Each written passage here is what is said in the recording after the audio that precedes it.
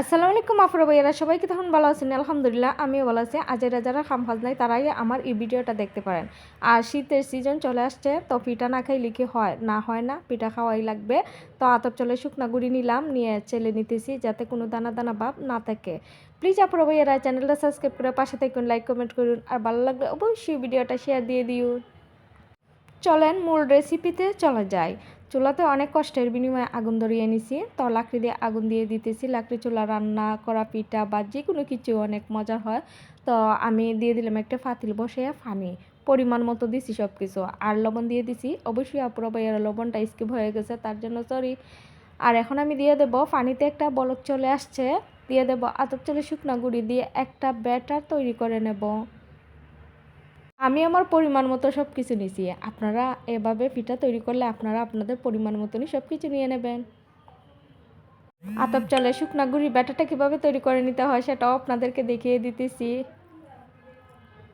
আমার ব্যাটারটা তৈরি হয়ে গেছে চুলা থেকে, এখন আমি নামিয়ে নেব। নামিয়ে নেওয়ার পরে একটা কুলাতে নিয়ে নেব। নিয়ে নেওয়ার পর ভালো করে মতে নেব।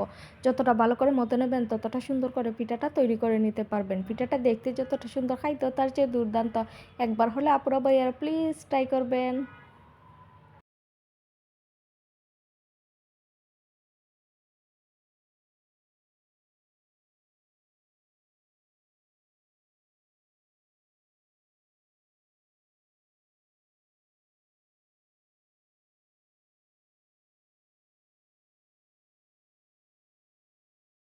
আমার ব্যাটারটা মাখানো শেষ হয়ে গেছে, তো এখন আমি পিঠাটাকে দুই হাত দিয়ে বলে নেব। বলেন তো আপনাদের এখানে কে কী নামে এই পিঠাটাকে ডাকেন?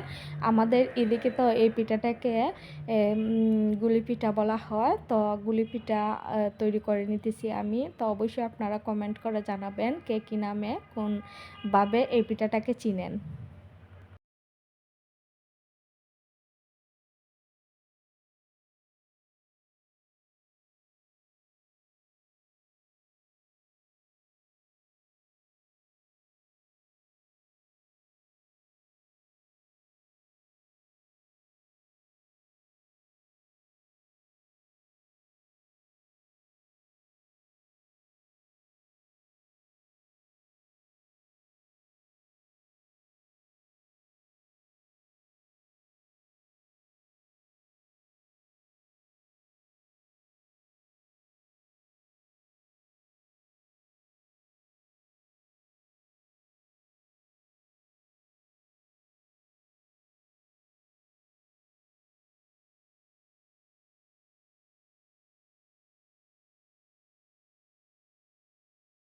আমি অনেকগুলা পিঠা তৈরি করে নিলাম। তৈরি করে নেওয়ার পরে এখন চুলাতে চলে যাব আবারও।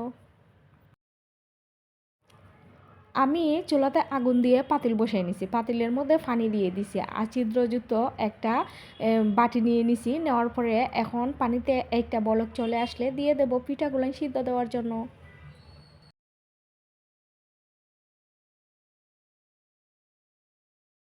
এখন আমি পিঠাগুলো দিয়ে দিতেছি। পিঠাগুলো দিয়ে দেওয়ার পর অবশ্যই আপুরা ভাইয়ারা ঢাকনা দিয়ে দেবেন, না হলে ফাপটা বের হয়ে যাবে, পিঠাটা হবে না সিদ্ধ।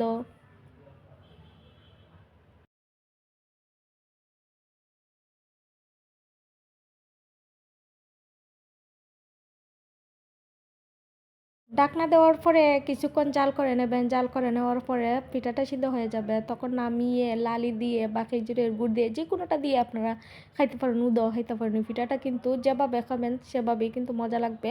পিঠাটা দেখতেও যতটা সুন্দর, খাইতেও কিন্তু দুর্দান্ত স্বাদ। এ ধরনের ভিডিও আপনাদের যদি ভালো লাগে অবশ্যই কমেন্ট করে জানাবেন।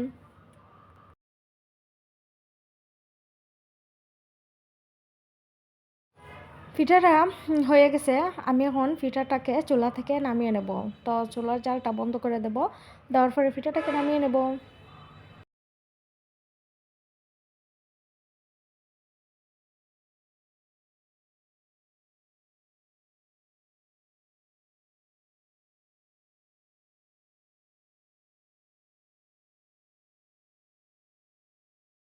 এখন আমি ফিটার মধ্যে লালি দিয়ে খাইমু। তো আমার লোভ সামলাইতে পারতেছি না পিঠাটা খাওয়ার জন্য। তো আমি এখন খাইয়ে আপনাদেরকে রেজাল্ট বলবো কিরম হইছে পিঠাটা। মাশাআল্লাহ অনেক ভালো হইব। তো অনেক ভালো হইছে। তো আপনারা খেজুরের গুড় দিয়ে যেকোনো জিনিস দিয়ে খাইতে পারেন, ভর্তা দিয়ে খাইতে পারেন, উদাও খাইতে পারেন। এই পিঠাটা কিন্তু যেকোনোভাবে খাওয়া যায়।